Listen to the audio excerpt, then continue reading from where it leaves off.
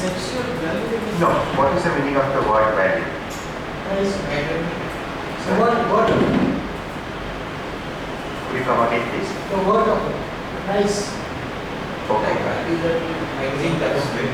Your belief system. Okay. What else would you say? See, a value is basically a code of conduct which we set for ourselves. Right? Now, we may have several kinds of values. In school, we learn about moral values. Can you give me an example of a moral value which you learned at your school? I'm sure all of in a you. society, that is a live in a society is a moral value. Okay. So that is cooperation, right? Community feeling. Can you give me one more example of a moral value which you learned in school? Moral value in sex. No, just a moral value in school. Moral speaking truth. Yes, speaking truth is a moral value. Sir, can you give me an example? He said that talking how to talk to an elder, how to respect an elder. Wonderful. What about you, sir? Good behaviors. Can you give me a specific example? Love each other. Okay. Respect to elders. Right. So all those are moral values which we learned at school. But unfortunately, we don't learn sexual values at school. Right? We do not know what is a sexual value.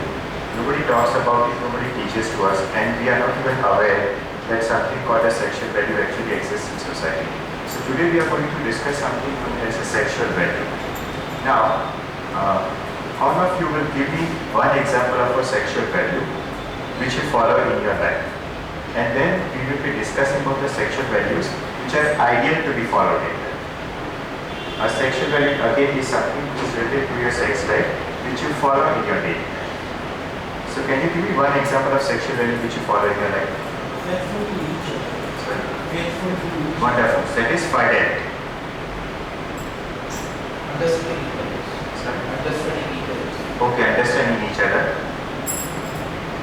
Compatibility, likes and dislikes the partner. No, something of the lines of a sexual value. Like he mentioned it right, fidelity. He mentioned something which has a sexual connotation. Understanding. That would be more of an emotional value. So what about you? Can you give an example? Privacy. Okay, privacy. Privacy in the sense like when he talks about his sex life, there should be privacy involved. Am I right, sir? Yeah. Okay. Now, all of you given most of the answers are correct. Today we will see what are some of the sexual values which we should build in our lives. Not only you and me, but these values we try to inculcate to someone to whom we may be a caregiver, or to a friend, or to our life partners. So let us see which are some of the sexual values which are worth living for in our life. The first is sexuality is a natural and healthy part of living. Sexuality is a natural and healthy part of living. Who would explain this to me? Why is it a value? It's a natural part. Nature's part. Yes. Not to build it. Sexuality is a natural and healthy part of living. See, why we need to understand this is because there is a taboo with the word sex in India. We don't talk about it, we don't read about it, but we watch films about it. Or we generally joke about it, but we don't talk about it in a proper platform. Right? Even like, to give you a small example, like when somebody is getting married, this is something I've been quite observant ever since I was 21, 22, 23. Like when somebody is getting married, the boy and the girl are generally, whisper something into their ears, how to spend the first night. Now, all those things are said in more in form of a joke rather than any good advice which he or she actually requires. So I think rather than doing that, it's okay. If you're sexually experienced, you can give some advice, but most of it is in the form of a jest. It is narrated in a very cheap way, which probably the recipient is not even interested to listen or even adapt that kind of. So why not consider it as the fact that sex is something very healthy and natural? We can, give them some kind of a sexual information booklet or probably convey it in a more natural and a friendly way rather than, in a whisper or something said in a form of a joke. So let us all understand it. It's very natural and healthy.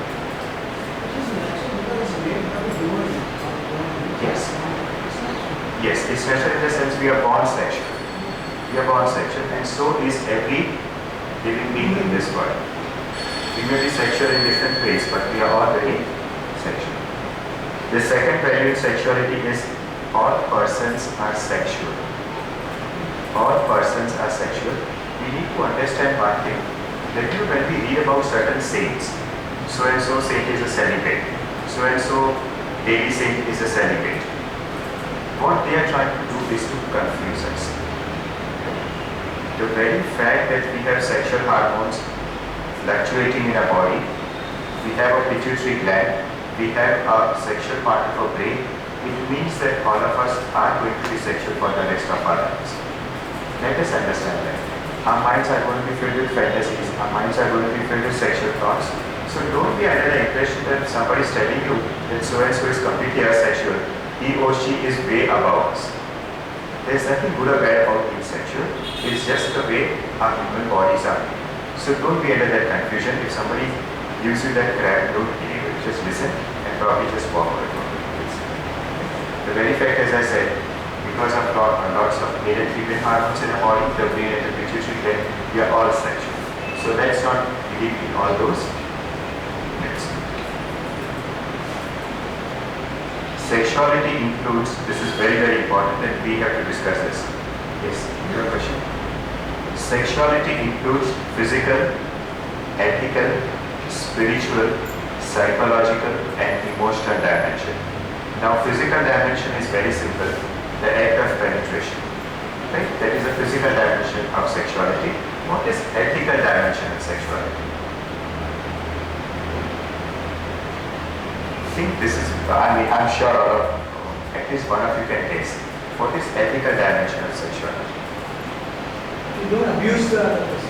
Yes, very good. Don't abuse the other person. Any form of sex has to be consensual. What do we read in newspapers these days? So and so raped. What is that? It's unethical sex. Right? Non-consensual sex. So as this gentleman rightly said, ethical in the sense you cannot abuse somebody, even things like a sexual assault, a child sexual abuse, or you are taking somebody's sexuality for granted, all those are non-ethical sexual practices. What is spiritual dimension of sex? Come on, those of you who read Osho will know it. Spiritual is bodies are two, and soul is experience oneness. Yes. Who else can give me another explanation? This gentleman said it rightly, but we always talk about spiritual things and all. We actually understand what is happening. What do we mean by spiritual dimension of sex? See, if you know Indian Shastras, there's something called Dharma, Arth, Kam and Moksha. Right? So what they are actually telling us to do is to reach the state of oneness, to reach God while having sex. Actually, what this man said is that when two people are having sex, they reach such a state of eternal bliss that they feel as if they have reached God. So that is the spiritual dimension of sex. Every human being will not experience that. That will only happen when you are very, very emotionally intimate with your partner. If you are not emotionally intimate with your partner, you can never reach this stage. So people who just say for the sake of saying actually have no idea what is happening. One thing is our wedding is spiritual. The sex is at least a part for the animal, human or divine. We should follow divine sex. Yeah, but as I tell you something, divine sex is not for everybody. That will only happen, these definitions are actually for our own convenience. We will begin with animal sex, we will go on with human sex, and very few will reach to the stage where they would experience divine sex. It's very, very rare. And we certainly cannot believe that these saints and all are having divine sex. We cannot believe. Because I read somewhere that even these so-called saints, they are raping so many people. They are pedophiles. So you don't actually associate divine sex with them. Even ordinary human beings like you and me can experience divine sex if you are very honest with your partners. Psychological sexuality. Who would explain that to me? Psychological sexuality to do with emotions and our behavior with each other. Yes. Yes. Interpersonal relationships. The very fact of intimacy, where you are disclosing your personal feelings to the other person. That is an act of intimacy. Or you are revealing your weaknesses to the other person. So all that is emotional sexuality. Okay, so fine, so good. Individuals express their sexuality in varied ways. Now this is again very, very important. Individuals express their sexuality in varied ways. Now, initially, I will not use the word initially, but we still have a very little understanding of human sexuality. We think sex means only a man and a woman. Right? That is because if you look at the media around us, the constant exposure is only on a man and a woman. But beyond that, there are so many other forms of sex. A man and a woman, two men, two women, there could be two men, one woman, two women, one man. There could be community sex, there could be group sex, there could be swinging, and there could be a whole range of sex. And we as educated individuals have no right to say that one form of sexual practice is better or worse than the other. Because if you look at societies around the world, everything is happening at the same time. Even at this point of time, while I am talking to you, there are so many men, women throughout the world who have indulged in different kind of sexual practices, are doing it probably now, and we cannot stop them or tell them that we are wrong. Why it is not right or why we cannot stop them? It's because that has become a part of their culture. It has become a part of their living. If it happens with them, if we are comfortable with it, we cannot make a judgment about it. So what we can do is just know about it, respect their individual choices, and that is one of the reasons why I believe that any kind of advocacy group which I read about, initially I might feel that this is not right, but then when I look at it from their point of view, if that serves a particular purpose to them, who am I to stop them from it? They are not harming it. Recently there was one film, I couldn't catch it. It was about these transgender people. It was screened somewhere in Alien France, so I missed it because I had some patience. It was about a transgender who's out on the streets and he wants to visit a public toilet. Now there are just rules for men and women, there are no rules for transgender. So what do? We probably just look at them, we just turn our eyes and we go on. But we don't consider them as human beings, we consider them as non-entities. So what kind of human beings we are? We just probably laugh at them, we joke at them, we ridicule them, we make jokes about them. But we don't see that even at the other end, there is a human being who has the same needs as you and I have. Okay?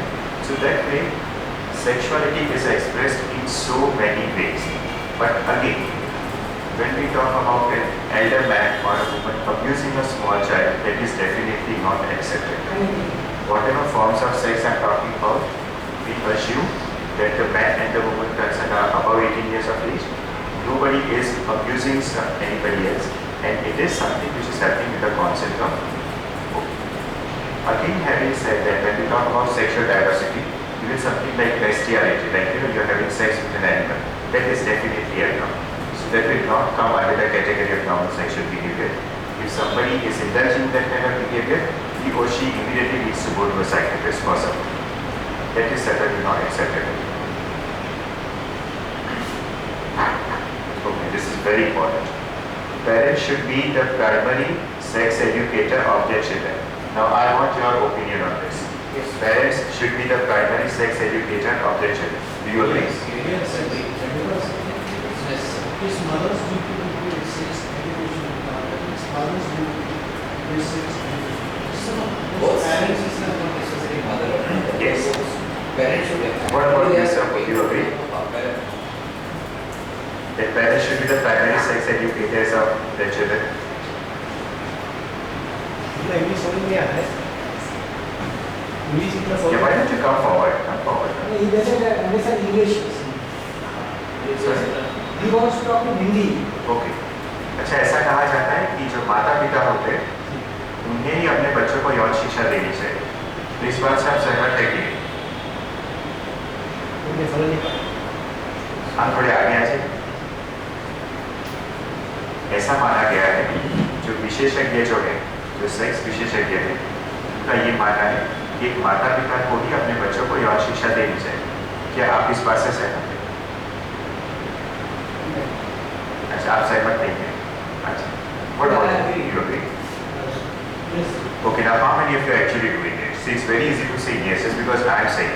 100% Are you all doing it? 3 of you. Okay. What about you two I gentlemen? have no children. Sir? I have no children. Okay.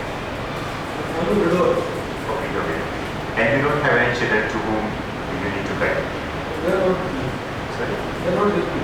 Yeah. Okay, well it's good that at least I have 3 gentlemen who are acting as primary sex educators to their children. See why it's very necessary, I'll tell you. What happens is nothing is happening in the school. No, in The school, Sir?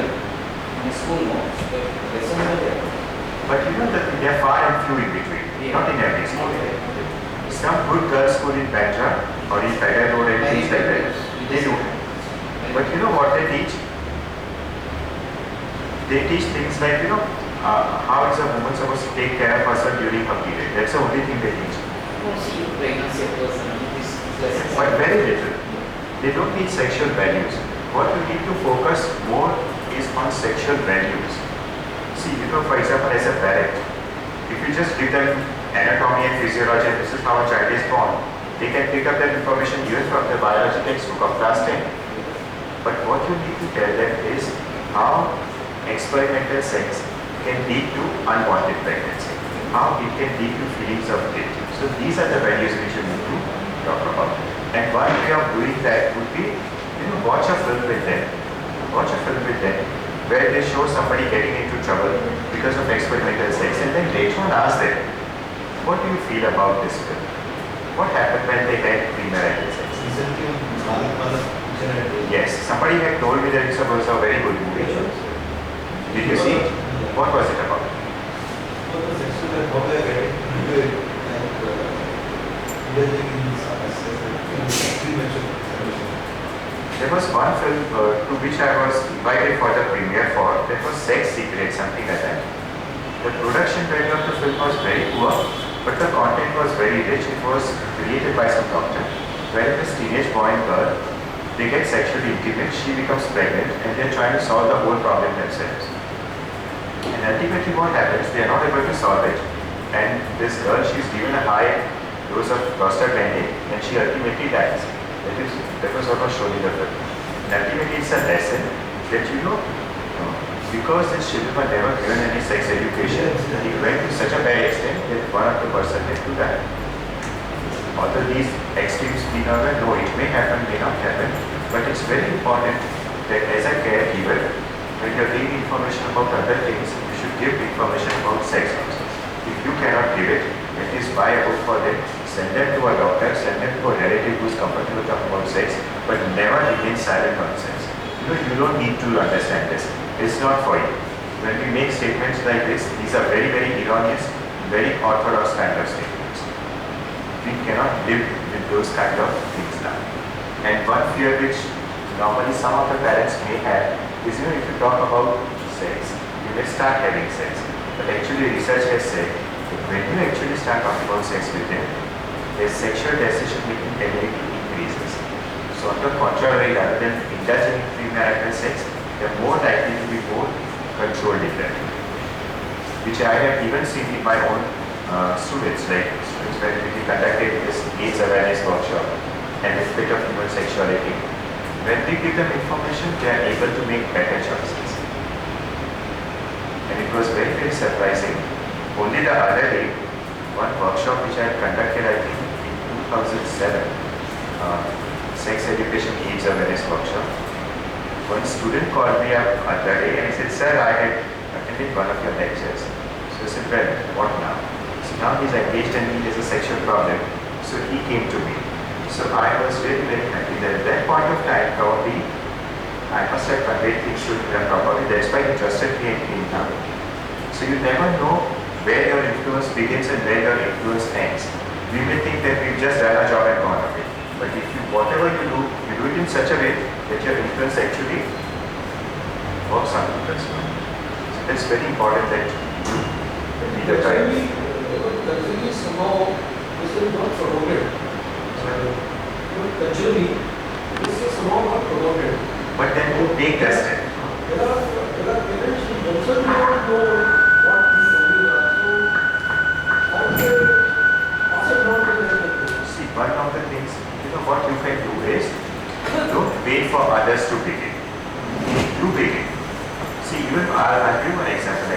patients. Patients who are so afraid to eat, they are so homophobic. I have patients who are so homophobic. But you know, when I start talking with them, homophobic means people who are afraid of gay and bisexual men. That's called homophobia. And many of us are brought up to believe that gay men and women are actually bad, or they are immoral, or they are abnormal. But that is certainly not the case. When you work with them on a one-to-one basis, you understand their problems and you try to help them. So coming to your question, don't wait for others to begin. You take a stand. You feel comfortable talking about sex, and then you will see people talking about it. Don't wait for somebody else to begin. Somebody has to take a stand, and you begin. There was one statement which I really liked. There is one Marathi actress. She is Mona Ambekar. How many of you heard about her? Mona Ambekar is a very nice lady. She will do a play which is very bold in content or which is very contemporary, and she will not wait for people to judge her. When you look at her play, when you look at her performance, you will realize that no, Mona has done the right thing. So you know, take a stand. Why are you so afraid to take a stand? Once people understand that you are a sincere man, they will start respecting you. They will not consider you as somebody who is talking a lot of vulgarity related to sex. It all depends on the way you convey your thoughts and feelings, and I'm sure you'll be respected. Earlier, there was a lot of fear going into a sexologist, but I think now that fear is slightly going away, people are approaching sexologists for their problems. So even you can take an initiative. Write an article in the newspaper, if you go somewhere, if a small child asks you a question, give him a correct answer. If somebody says don't give a correct answer, you tell him that no, I'm doing the right thing, you're doing the right thing. I'm doing the wrong thing. But if we don't know the right answer, then what to do when a child asks me? Like what? Can you give me a small example so I can help you with an answer? Can you give me a small question which you fail to answer? Give me a small example. Anybody, any of you. This question is very valid that if you don't know an answer, what do you do? So give me an example of a question which you asked and you didn't have an answer to. Should we tell them? I will let you know next week. Then we find out from the psychologist. You can do that. You can do that, but later on you have to give them an answer. Don't try to, say, okay, I'll tell you later on. And next time when a child comes to you and says, what is the answer? You say, I don't know. Or you're not supposed to know. Never do that. They will not wait endlessly for it. So find out an answer, give it to them. But make sure you give them a correct answer. Don't give them a wrong answer. That is very, very important. I remember when I was in grade 6, I still remember. I would not like to mention the person to whom I asked this question. This was a lady, and I was in grade 6. I remember it very well, even till now. We were traveling someplace. And I said, well, I really want to know, how does a lady know that she is pregnant? I was in grade 6 and I had no idea that it was a kind of sexual question for her. So I said, how does a woman know that she is pregnant? And she gave me a very silly answer. She said, a woman gets a dream and she knows that she is carrying. And when I was in grade 6, I actually believed it till the time when I came to class 10 and I read it in biology. That's not how a woman knows it. And I have no respect for that woman now. Why did she give me a wrong answer? She gave me a silly answer. She could have said, okay, let me find out. And so even till then, I have no respect for her. So that is what ultimately happens when you give somebody a crap and they will find out the real answer. They will have no respect and trust for you. So never make that mistake. When a child asks you a question, please be honest. Give them simple answers, but give them correct answers. Okay. Sexual diversity to be respected by all. Again, how many of you have read this? I don't think so. That's there in the library. There's a very thin kind of book which is published by Pustak Mayan, which says sexual practices throughout the world. Now, I found the book very, very informative. When they have given different kind of sexual practices happening throughout the world, some of them which are not happening now, some of them which are happening now, and some which will continue to happen now. So once you read that book, you will actually understand, oh my God, even this thing can happen and people are comfortable with it. Right? So once you read that, you actually open up your mind. See, in this time and age, anything can happen. Your child may go and study in different part of the world where they will be following different kind of sexual values. What do you do then? You cannot expect him or her to follow Indian values and take them around the world. It's like when I know do as a Roman student. So at least if you have some idea about what's going on around the world, you will be in a better position to help them. If you cannot help them, at least you will not try to hurt them. So we as intelligent human beings, the more we know, the better we can help others. We actually hurt others by not knowing. We think this is something which we have not done, so it's not right. But it's not like that. People have every right to make different sexual choices, so long as they don't hurt others or themselves in the process. Sexual relationships should not be forced or exploitative. This is a very, very important. How many of you see, we always hear about rape. We hear about a stranger rape. We hear about an appointment rape or a date rape. But how many of us are even willing to think or talk about marital rape? Do you know what is a marital rape? Who will tell me? Forceful or disorder by a spouse. Yes. And trust me, so much of it is happening in our own country, where women don't report it because still in our country, marital rape is not considered as an offense. It is still believed that a man can have sex with his wife because he is entitled to have sex. But any act of sex without the consent of the woman or even without the consent of the husband actually becomes marital rape. We don't even talk about it, we don't even think about it. But so much of it is happening in a very own country. It is never reported. It is probably talked about in hushed voices, but this is something which is exploited. So marital rape is definitely sexual relationships should not be forced or exploitative. Give me one example of exploitative relationship. You read about it in the newspaper all the time. A man forcing his wife to have sex with his boss. What is that? It's an exploitative relationship. Right? Or probably, you've rented a place, you are living in a place where your landlord or your landlady is sexually exploiting you. All these are instances of sexual exploitation. And you have to do whatever you can to get out of that situation before you end up in a bigger mess. The next water, please, my throat is very good. Just give me a minute, please.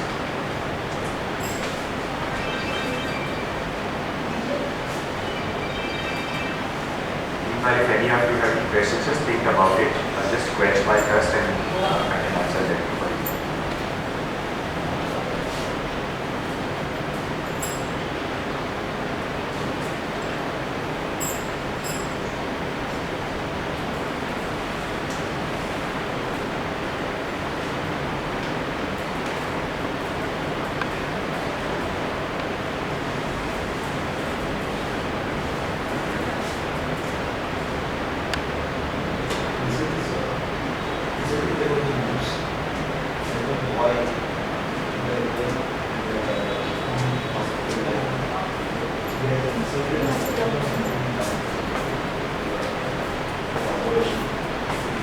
Inside the woman's vagina. And then what happened?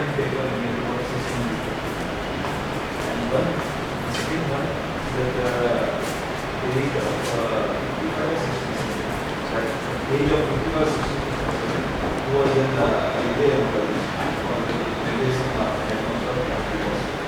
they had brought some other and these going from first floor, second floor. It was in use. He realized that the wife was knocking at the door. Yeah. And the prostitute had jacked the other woman. Yes. Yes, I agree. That's exploitative relationship. It was very available like Yes. It was there in all the papers.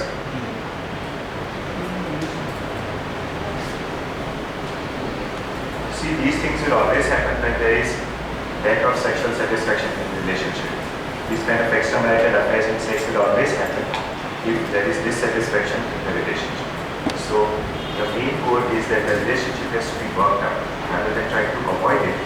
If one of the partner avoids these kind of talks or conversations, a counseling, these things are bound to happen. One of the partners will go haywire and these things will happen. Okay.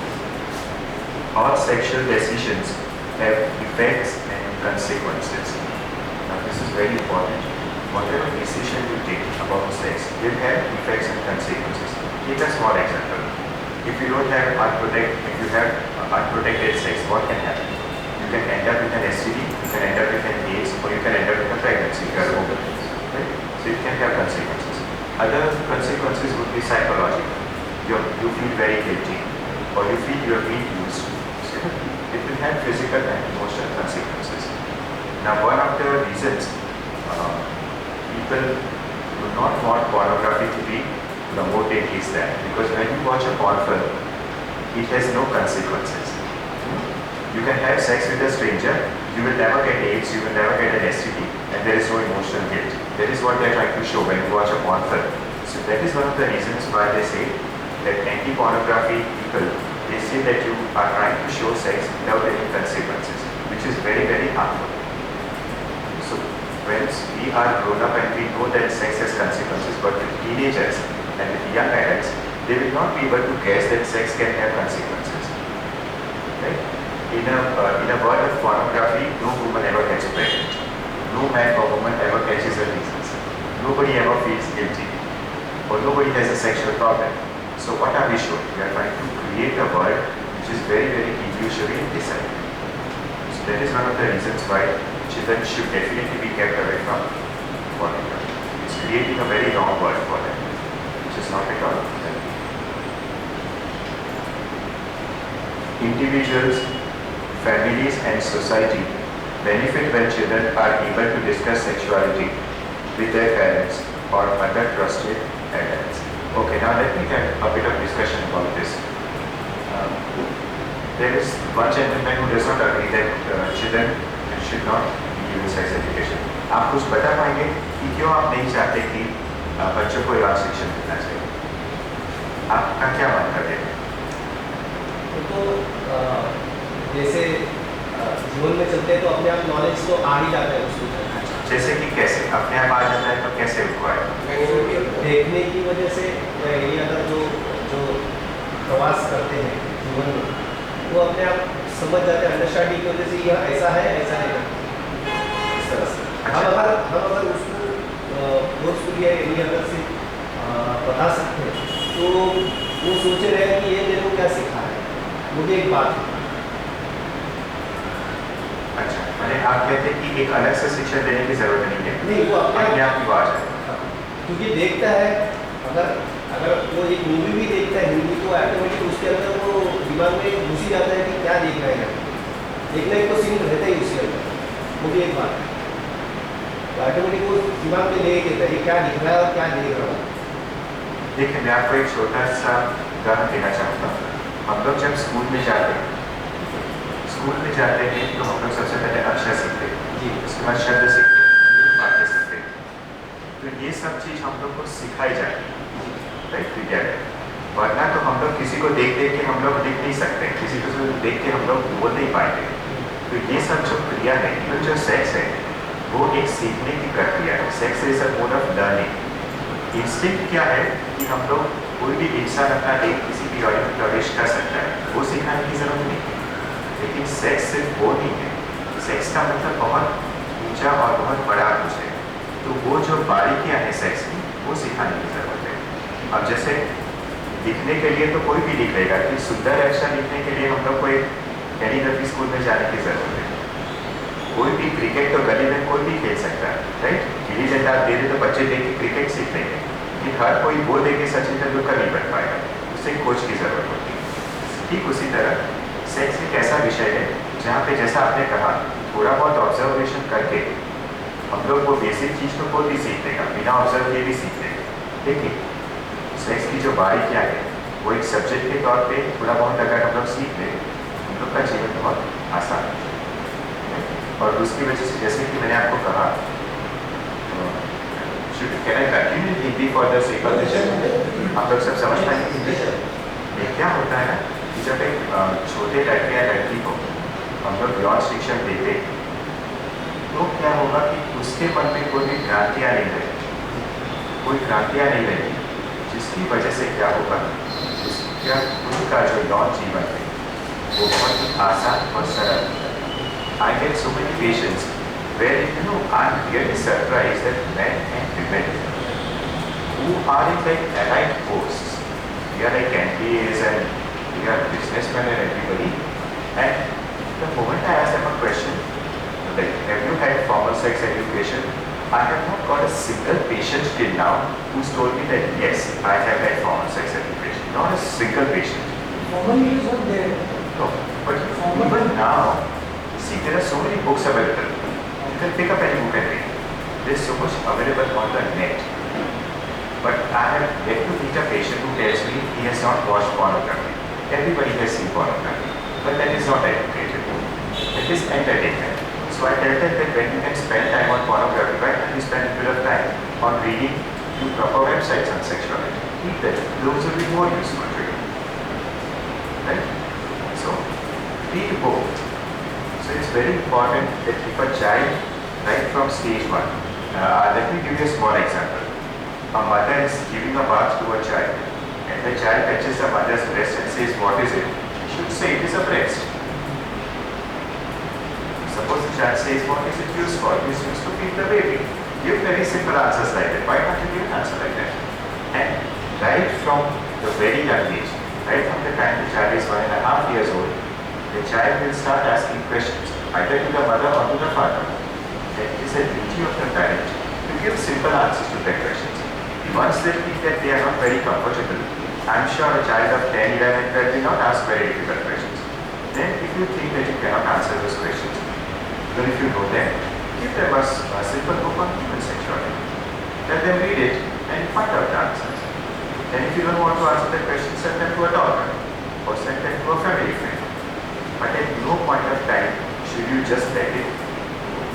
ऐसा करने से क्या होगा कि जब वो बच्चा बड़ा होके 18, 19, 20, 21 साल का हो जाए, उसका फाउंडेशन इतना स्ट्रॉन्ग होगा कि वो कहीं गलत काम करने से पहले वो डिसाइड करेगा कि नहीं, ये चीज़ मुझे करनी चाहिए। So it is very important. आज हम लोग ट्रैफिक रूल्स भी क्यों बनाते हैं? गाड़ी चलाने तो सभी को आता है, लेकिन ट्रैफिक रूल्स बगैर हम लोग गाड़ी चलाने की कोशिश करेंगे, there be immediate accidents all the time. So why do we have those red, green and yellow signals?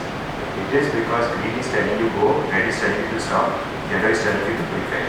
So उसी तरह हम लोग को भी लाइफ की प्रिपरेशन के लिए ये सब बेसिक सेक्स एजुकेशन, एकदम डिटेल्स में तो सेक्सोलॉजिस्ट और सेक्स रिसर्चर्स को ही जरूरत पड़ेगी, लेकिन बेसिक सेक्स एजुकेशन हर एक बच्चे के पास और पेरेंट के पास होना ही चाहिए, so that you can guide yourself and you can guide the future generation.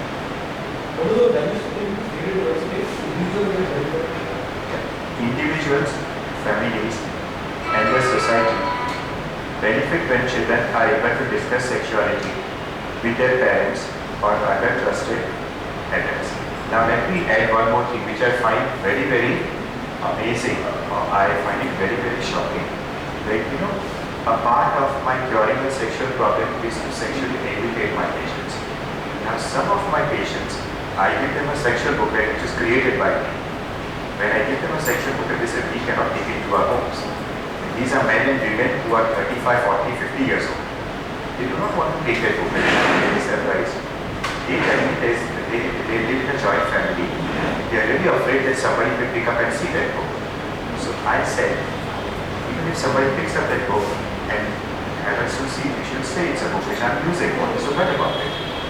You can be married, you can have sex, but you cannot read a book. How silly is that? You see, when somebody picks up a book, why should you feel embarrassed about it? Aren't you man and a woman doing much the same things in the bedroom? Why should you be embarrassed? It's a part of life. You keep it. They feel that other people will say if you got a problem. Ladies when they are reading a book. Yeah. See, now they feel bad, no? See, that but every ego comes again. No, but that was not a book about sexual problems. It was a book about sexual enhancement. It was a book about sexual enhancement. Increasing the knowledge about sex and making it more satisfying. Now, I really don't think so there's anything wrong if you read a book. And the first thing is that I told them, we as Indian society, somehow we don't know the word of respecting somebody's privacy. If I have sent a sexual book to somebody, people in the house should have that kind of manners not understand something to me or which is not understood to me, I would never even dream of opening that packet because the name is not written on, my name is not written on the packet, so it doesn't belong to me. It's a different thing that somebody opens that packet and says, hey, come, this book, I think you should see. I will see it there, but I would never ever dare to open it. That's bad manners. What do you think? See, the child is small, that will be a negative word. Yes, this should never be used. That's really wrong. And that's something we distinct from the good sense. There was one English speaking boy who had come for a sexual problem, and when I gave him a booklet, he was living in a rented apartment with few other boys, 4 to be precise. And I gave him the booklet, he said, no, I will not take this book because my other friends will make fun of me. I said, don't you dare refuse this book, you start reading this book. If somebody makes fun of you, you will still continue reading the book. And today what happened, like, he just called me and asked me, see sir, I'm so happy that the book has been stolen by somebody and I know who has stolen it and he is reading the book. So, I realized that we were very embarrassed to actually ask that book from him. But now everybody is benefiting. So initially, you will feel that, what will people think. But I think everybody has few basic needs which are all the same. Today, if you hidden something in the refrigerator, everybody will run to eat them because everybody feels happy. So in a similar way, I think everybody loves to have information about sex. Who does not like? Everybody does. So it's just that, we are living in a kind of hypocritic world where this is bad, this is good, and everybody actually seems to have a need for it. So why live in that hypocrisy? I do understand that we human beings, we do have some kind of psychological barrier. So try to keep that book in your shelf. You may not want to leave it on the table. That's fine. But then don't say that I cannot take it with me because somebody else is not going to like it. That's a very, very silly thing to say. It shows how immature you are as a person. Do you have to say anything? Any of you, do you want to share something? Okay, coming to the last point. Young people who are involved in sexual relationships need access to information about healthcare services. Now see, this is very, very important. Sometimes what happens these days, young people who are involved in sexual relationships need access to information about healthcare services. Now I'll give you a small example. Imagine that I'm a caregiver and let's say my elder brother's child comes to me, he's sexually active and he confides to me that I'm sexually active and I really want to know where I can buy condoms from. Now I can give him 2 pieces of advice that, oh my god, how dare you do that? If I give him that advice next time, he's not going to come. Secondly, what I can tell him, I can teach him how to make proper sexual decisions. And the third thing is I can tell him that you go to so-and-so center where you can buy condoms. If I do that, what am I doing is I'm empowering the child. I'm making him more powerful, make better choices in the future. But if I'm just pushing him off and saying that, oh, how dare you do that? Who knows that even if I scold him, he may still continue doing it. Is there any guarantee? We cannot keep a watch on anybody for 24 hours. So a better thing to do would be to explain to the child that what you are doing is probably not something which you should be doing now. Let me turn off this explain. But you cannot control anybody's behavior. It's virtually impossible. It was never possible earlier, even it's not possible now. So this brings me to the end of my topic. Now, if you have any questions, feel free to ask me.